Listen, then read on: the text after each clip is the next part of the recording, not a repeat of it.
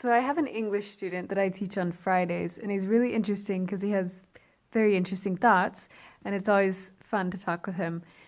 This past week, yesterday, just Friday, we went from bank terminology to nationalism to pedophiles and sex therapy.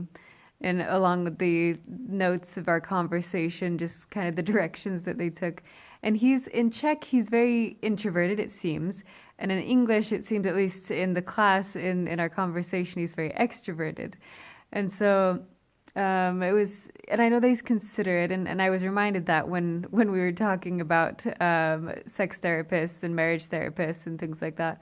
And he asked to make sure that I wasn't feeling uncomfortable in that conversation, which I wasn't, because I feel like there's a lot that we can learn in conversation, and I think that there's an appropriate way to talk about just about anything.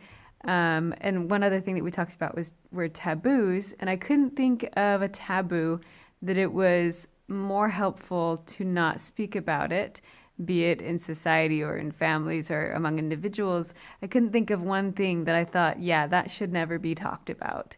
Because again, I think that there are appropriate ways to talk about anything.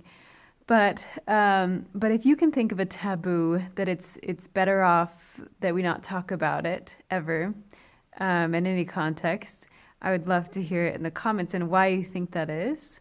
I understand that there are different like age levels at which you want to have a taboo on something. Although I'm not even sure that I would agree with that. It would just be different ways of approaching it for different ages, age appropriation. But if you can think of a taboo that it's better that we never speak about it, I'd love to hear it in the comments below. If not, that's awesome. I would also love comments on ways that you have spoken about taboos and things that you've learned from that. So leave comments below if you would. Thanks. Till next time.